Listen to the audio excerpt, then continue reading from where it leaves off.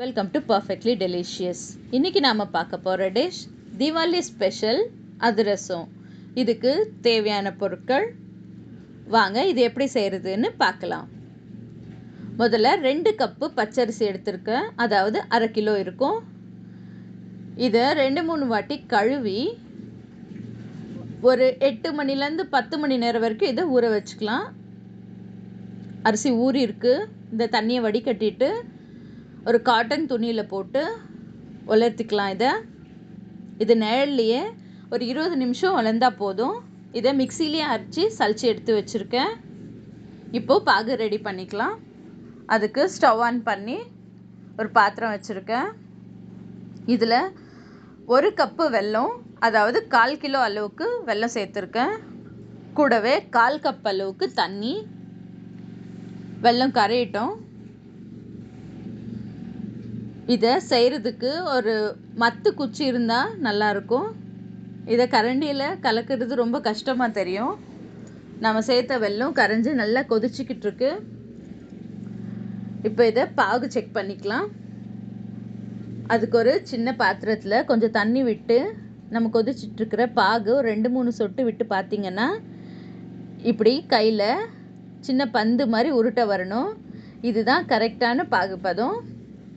இப்போ இதில் நாம் ரெடி பண்ணியிருக்கிற அரிசி மாவை கொஞ்சம் கொஞ்சமாக சேர்த்து கலந்துக்கலாம்.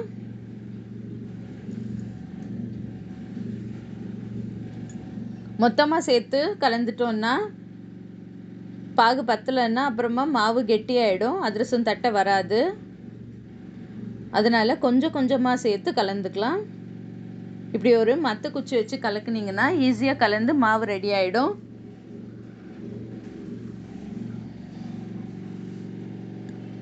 அதிரசம் செய்ய இந்த பாகு தான் முக்கியமான ஸ்டெப்பு. பாருங்கள், நம்ம மாவு ரெடி ஆயிடுச்சு. இதில் 1/4 ஸ்பூன் ஏலக்காய் தூள், 1 டேபிள் ஸ்பூன் வெள்ளை எள்ளையும் சேர்த்துக்கிறேன்.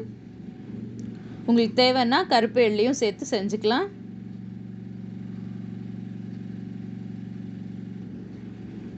இப்போது நம்ம மாவு ரெடி ஆயிடுச்சு. ஸ்டவ் ஆன் பண்ணி ஒரு கடாயில் எண்ணெய் சூடு பண்ணிக்கலாம். எண்ணெய் சூடாகட்டும். இப்போ நம்ம அதிரசத்தை தட்டி ரெடி பண்ணிக்கலாம். நம்ம செஞ்சு வச்சுருக்கிற மாவுலேருந்து ஒரு எலுமிச்சங்காய் அளவு சைஸ் எடுத்து நான் அதிரசத்தை தட்டுறேன். உங்களுக்கு வேணுன்னா இன்னும் பெருசாக கூட செஞ்சுக்கலாம். நீங்கள் எண்ணெய் தடவின ஒரு ஷீட்டில் அதிரசத்தை தட்டி ரெடி பண்ணியிருக்கேன். இங்கே எண்ணெயும் காஞ்சிருக்கு. இதில் ஒன்று ஒன்றா சேர்த்து பொரிச்சுக்கலாம்.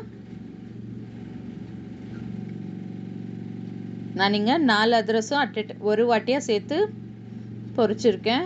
இப்படி 2 பக்கமாக திருப்பி நல்ல கலர் வரணும். இப்போ இதில் இருக்கிற எக்ஸஸான ஆயிலை இப்படி ஒரு அதிரசம் ப்ரெஷரில் வச்சு இதை ப்ரெஸ் பண்ணிக்கலாம்.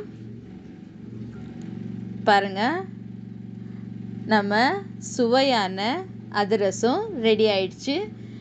இதை நீங்களும் ஒரு வாட்டி வீட்டில் ட்ரை பண்ணிவிட்டு எப்படி வந்ததுன்னு எனக்கு கமெண்ட்டில் சொல்லுங்கள்.